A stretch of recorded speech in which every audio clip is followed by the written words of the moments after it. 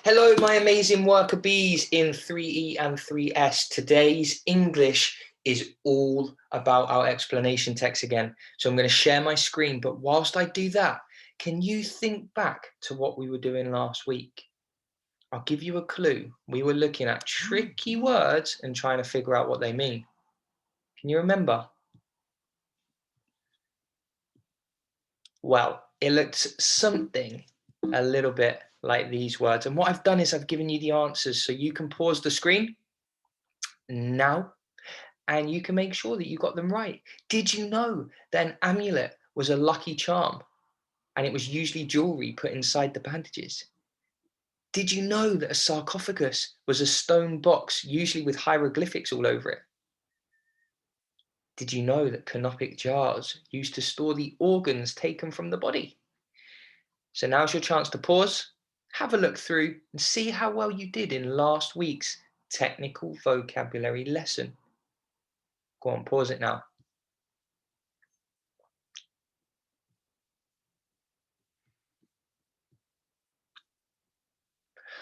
And here were the answers to the other ones. Afterlife meant when somebody dies and believes that their spirit leaves the body and lives on in a new life.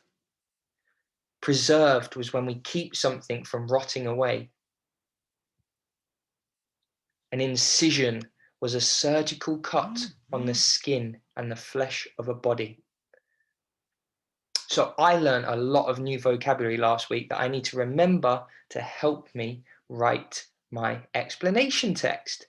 So with that in mind, can you remember this is our good one? This is what a good one looks like for many reasons. So it's got paragraphs, it's got a title, it's got an introduction, it's got pictures. We collected some pictures last week too. So let's talk about the area we're going to focus on today. Today, we're looking at subheadings. Now, if we go back to what our good one looks like, our subheadings are like miniature titles. So what they do is they explain what this paragraph is about. And by writing it and underlining it, it means that the reader knows what you're talking about. So we're going to focus on collecting our subheadings today. Okay, so subheadings are like mini titles that we write in our text to help the reader know what we are writing about. And I've shown you this explanation burger before, haven't I? Where we think about a title, we think about an introduction, and then we think about our reasons. And these reasons are our subheadings. So let me tell you what you've got to do on Seesaw today. Step 1, you've got to choose your title. Step 2 is you need to be an amazing inquiring owl and conduct some research. So let me show you what that looks like. Here is your choice of titles. I would very simply like you to choose the one you want by circling it, or if you're feeling super awesome today, have a go at writing your own title, and you can do that in a text box. But here are your options. What are Egyptian mummies? Mummification, the process. The journey to the afterlife. How does the process of mummification work?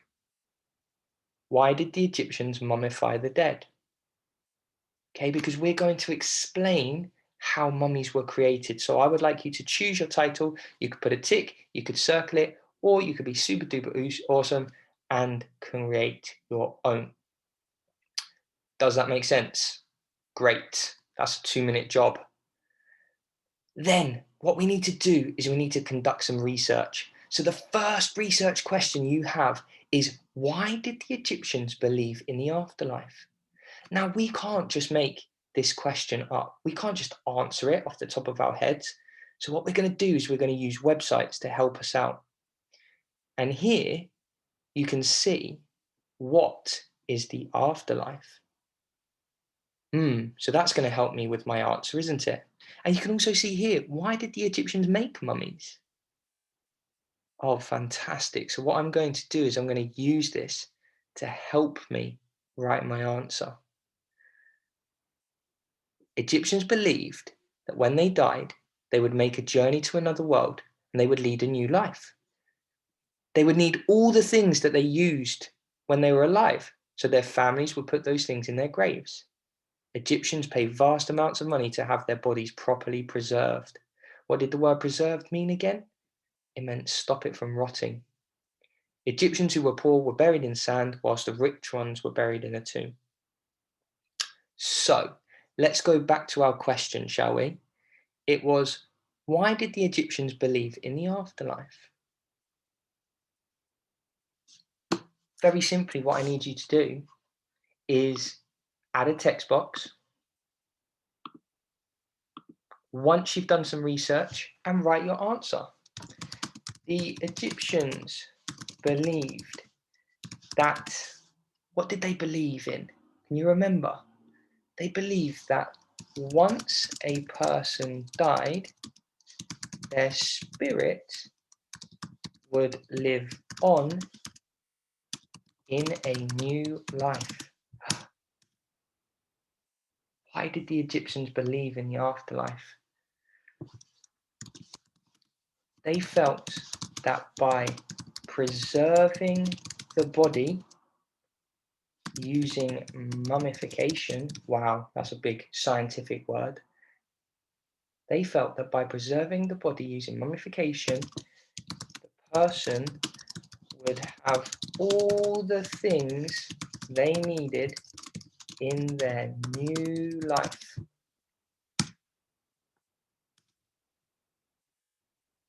And what I might want to do is go to a different website and see if I can find more information about the afterlife.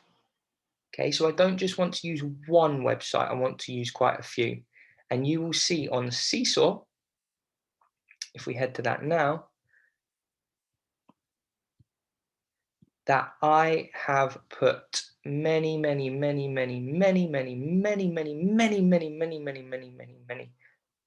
good links here. So you can use these links. This link will tell you about the mummification process. This will tell you what coffins were like. So you can use these links to help you out. Okay, so what you need to do is you need to research why the Egyptians believed in the afterlife. You need to research what were the steps of the mummification process. I want to know what they did first, what they did second, what they did third, what were the steps to making a mummy. You need to tell me what Egyptian coffins were like. Maybe you could add some really cool pictures down the side to show me your research. And I would like to know what an Egyptian funeral was like. What kind of special things happened at an Egyptian funeral? So, job 1, choose your title. Job 2, conduct some research using websites to write your answers down. Is there anyone that feels this is going to be too tricky? You know that you can see your teacher in the English session. Okay, but I reckon you guys, because you're so curious and you're such inquiring owls, you're going to find out loads of information and you're going to fill each page full of facts about the research question, aren't you? Awesome. Good luck.